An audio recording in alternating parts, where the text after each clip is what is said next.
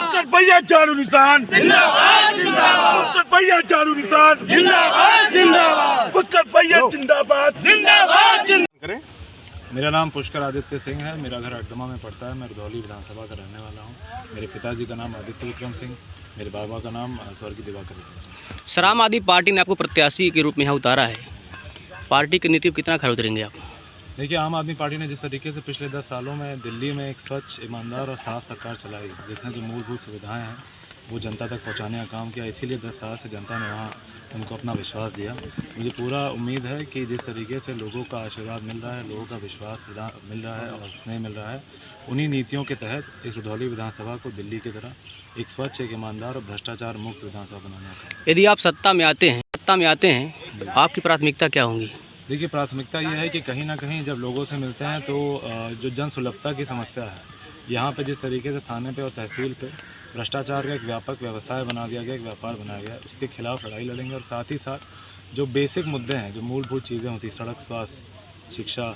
अब सड़क की जो बात कहते हैं, जो कहते हैं कि रोडों की जाल बिछा दिया गया है, अब वो जाल फंसने बजने वाला जाल मुझे लगता है, क्योंकि कहीं ना कहीं इस विधानसभा में तमाम ऐसी सड़कें हैं। आप यहाँ से बगल में चैसार से बरगदवा जाएंगे तो वहाँ पे एक ऐसा परेला गरीब गांव है, वहाँ पे जो पुलिया है, पुलिया वो एक मुख्य मार्ग है और पुलिया टूटी नहीं है, वहाँ ध्वस्त हो गई है। गांव वालों ने अपनी इज्जत बचाने के लिए खुद मिट्टी पाट के उस पुलिया को सहेजा है।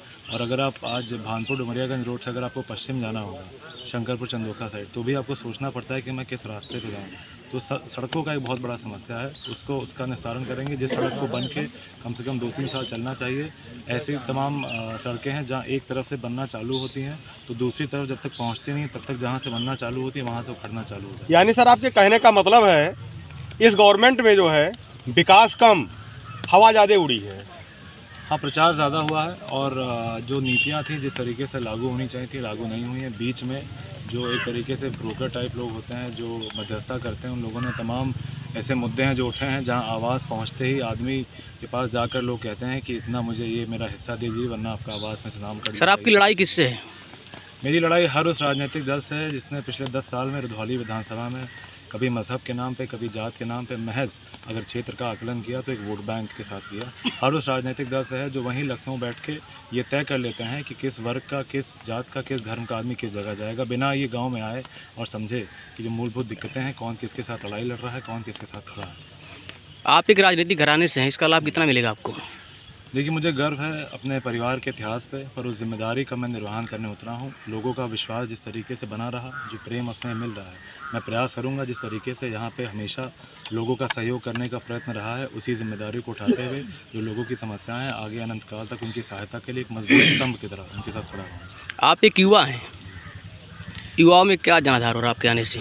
देखिए, युवाओं को काफ़ी स्नेह, काफ़ी प्रेम मिल रहा है, काफ़ी जुड़ाव हो रहा है और मैं सभी युवाओं से उन सभी युवाओं से निवेदन करूंगा कि देखिए, किसी भी बदलाव के लिए बहुत ज़रूरी है कि युवा एक साथ एकजुट हों। और आज जिस तरीके से राजनीति के परिवेश में बदलाव आया है, अगर अपने अधिकारों की लड़ाई नहीं लड़ेंगे तो मात्र जो जितने युवा हैं वो हमेशा इधर से उधर भटकते रहेंगे। आज रोज़गार के जो मामले हैं, तमाम ऐसे मुद्दे हैं, उसके लिए सभी युवाओं को एकत्रित होकर अपने मुद्दों को एक साथ रखना पड़ेगा। आप ये नहीं कह सकते, जैसे एक उदाहरण बहुत लोग ये कहते हैं ना कि अरे राजनीति बहुत ये है वो है। किसी भी जगह गए वहाँ बिना सफाई करे आपको ये अधिकार नहीं मिलता है कि आप बाहर से ही खड़े होकर किसी भी प्रकार का लांछन किसी चीज़ को लगाएं। इसलिए मैं सभी युवाओं से, सभी साथियों से निवेदन करूँगा कि एकजुट, एकत्रित होकर अपने समाज को, अपने क्षेत्र को एक बेहतर क्षेत्र बनाने का काम करें। आज नई पार्टी को जगह बनाने में काफ़ी समय लगता है, आपको क्या लगता है कि आम आदमी पार्टी से लड़ने का जो ये निर्णय जो आपका है, ये बेहतर है? आप इतिहास उठा के देख लीजिए, जिस तरीके से आम आदमी पार्टी ने अपनी नीतियों के तहत लोगों के दिल में जगह बनाई, जिस तरीके से इतनी गति से देश के इतने विभिन्न राज्यों में, इतने प्रदेशों में अपना जनाधार बनाया, मुझे पूरा विश्वास है कि आगे आने वाले समय में जिस तरीके से दूसरे राज्यों में आम आदमी पार्टी ने एक स्वच्छ और साफ़ सुथरी राजनीति की मिसाल कायम की है, उसी मिसाल को उत्तर प्रदेश में भी काम करेंगे। 22 को केजरीवाल जी का सभा बस्ती मंडल में ना होकर के, बस्ती जनपद के मुख्यालय में ना होकर के आपके विधानसभा में हुआ है, आपका क्या कहना है इस पर? इस निर्णय पर मैं आम आदमी पार्टी का मैं स्वागत करता हूं, बहुत बहुत धन्यवाद देता हूं कि आपने मुझे ये बड़ी जिम्मेदारी और इतना स्नेह दिया।